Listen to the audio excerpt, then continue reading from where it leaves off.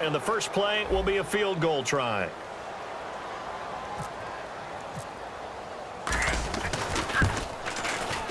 And Crosby puts it through. And they push the lead up to a touchdown now at 10-3. So they were able to move the ball into the red zone, but they'll wind up coming away with just 3. Yeah, 32-yarder. That's equal to an extra point nowadays, and those are no problem for an NFL kicker. It's a very short kick, taken right at the 20.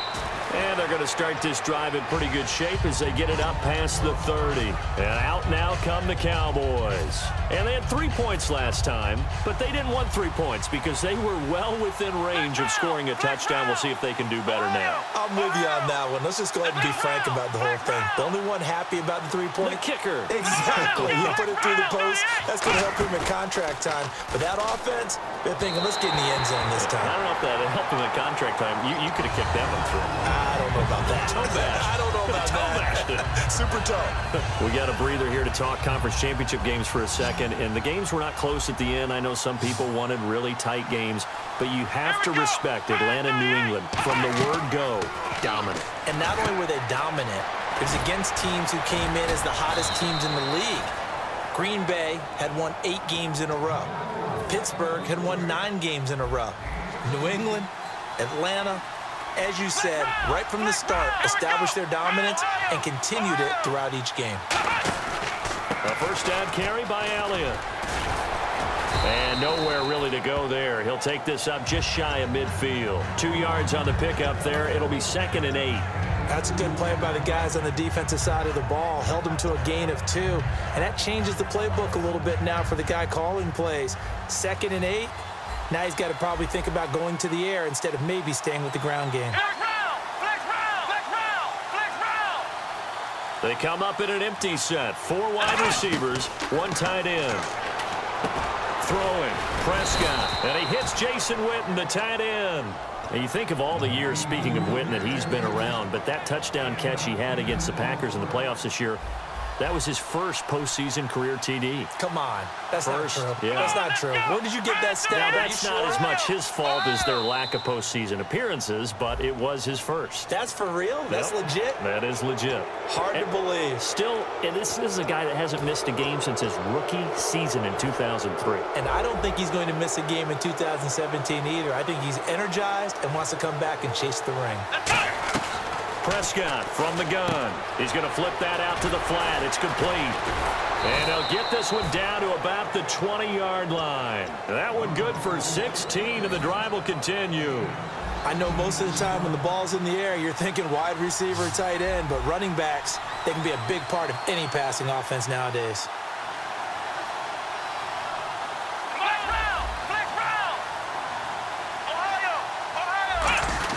Now back to the ground with Elliott. Officially no gain on the play, and it's 2nd down.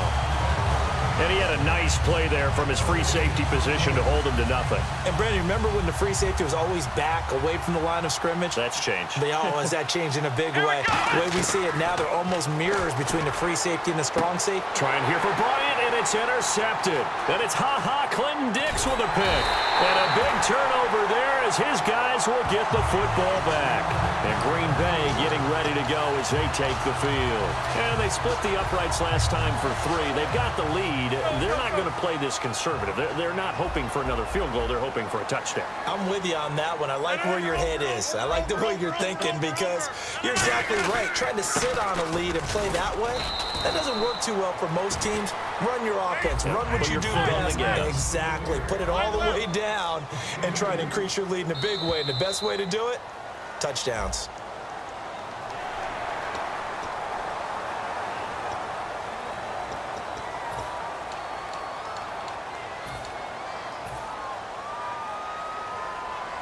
Three yards to go on 2nd down.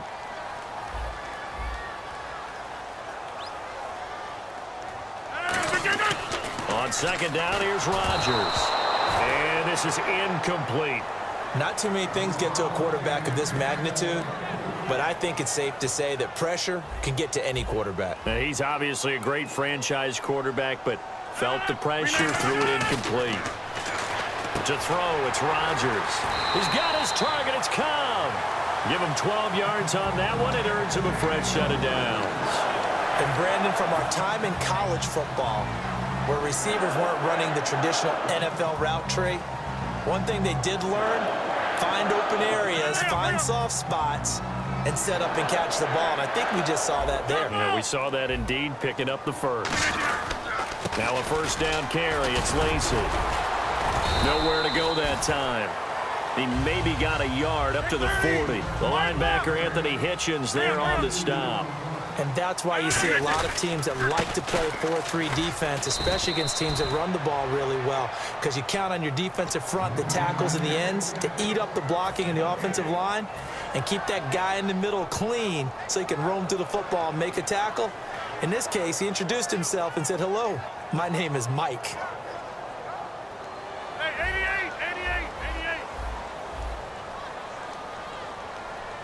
A nickelback added defensively as they look to stop this 3rd and 8. It gets it over the middle to Cobb. And we've arrived at the... And whistle blown. A timeout here is taken, and it's taken by the kicking team. It's just their first, so they'll have 2 remaining here before we get to halftime. And how about the call here? They need 2 yards in their own territory on 4th down, and they're going to go for it. Here we go on 4th down with Rodgers. He's got his man on the crossing route.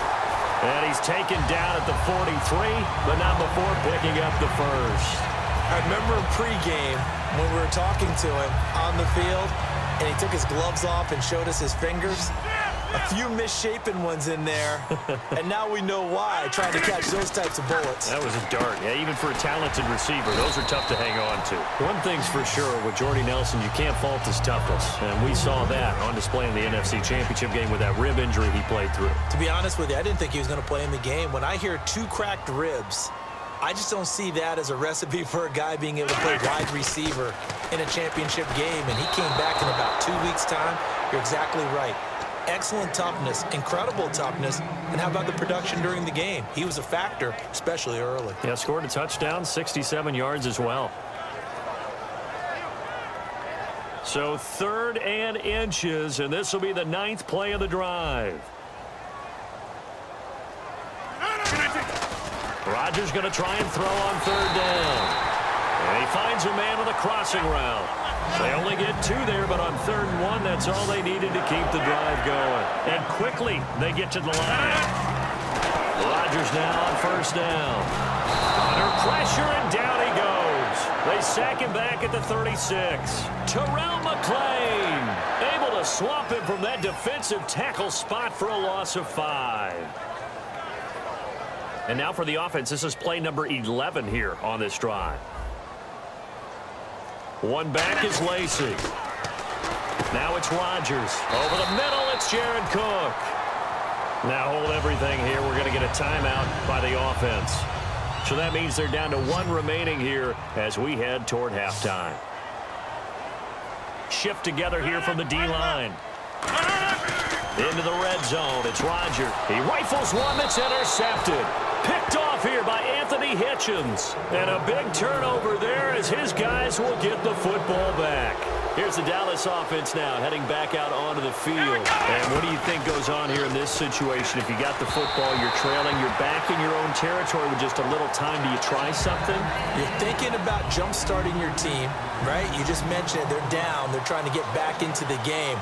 But you got to figure, if something goes wrong, you may have put yourself in a spot where you may not be able to come back in the second half. Managing risk, this is a big decision here. Oh, man, for him to be that wide open and drop it, sometimes you have just too much time on your hands, right? You end up thinking way too much, and your hands get shaky. And, yes, he's a tight end, but that's a catch he should have made. To throw is Prescott. He's going to find his running back. It's complete. And a timeout here. Timeout taken, whistles blown. Timeout taken by the receiving team. And with halftime on the horizon, they'll be out of timeouts from here forward.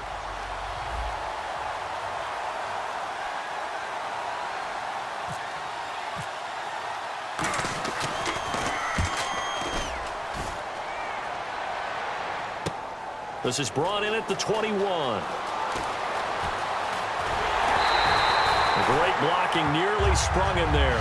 28-yard return. And possession will change here with very little time remaining until halftime.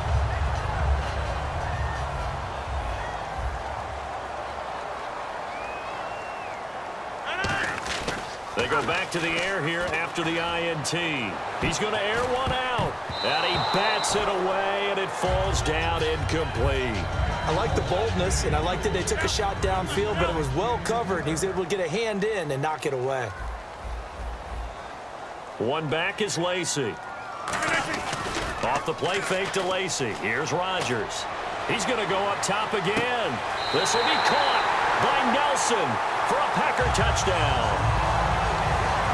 Jordy Nelson in the final seconds of the first half. And the Packers are able to strike quickly for 6. It's up and good, and that makes it 17-3.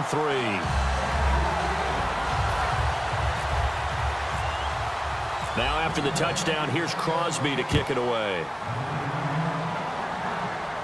Now it's Lucky Whitehead on the return. So out come the Cowboys now as their offense gets set to take over. And from this spot in the field with the clock where it's at, you think we're just going to see a knee and that's it? And I think in this situation, that's the proper play. But we do know there's some risk takers out there that may want to take one more shot before the clock runs out. Time for a break. We've hit halftime. 2 quarters down, 2 still remain. We step aside. This is the NFL on EA Sports. So both teams have their marching orders, and we'll get going again here in quarter number 3.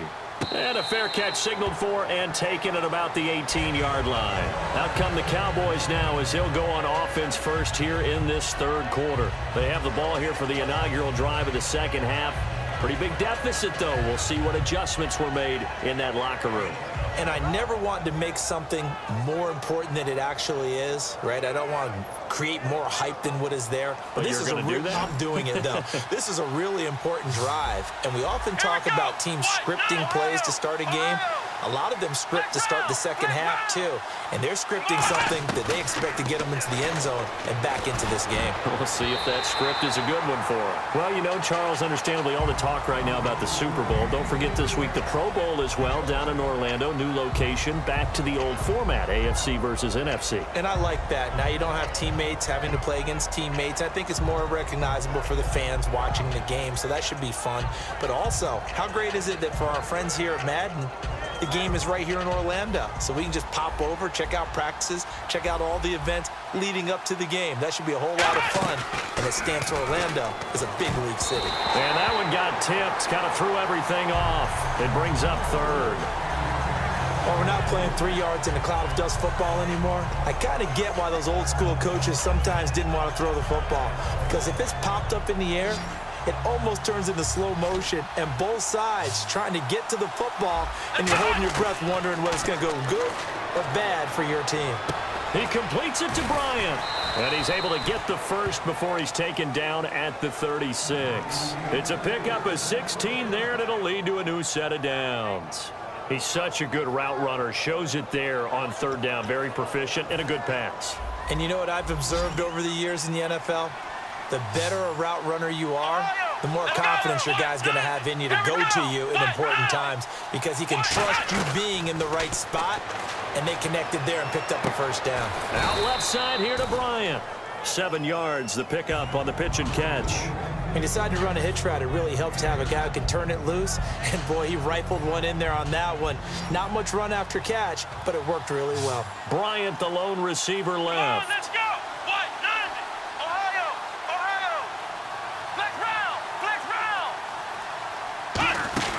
And again, it's Prescott. It's caught on the right side. Williams. And he'll be brought down just shy of midfield at the 49-yard line. 7 yards there, good enough to move the sticks. I like watching the wide receiver screen because it's a real teamwork play. Because guess what? The guy catching the ball, he'll get all the credit. But how about the people up to block in front of him, either fellow receivers or offensive linemen? That makes that play a really nice timing play, and sometimes it can break big.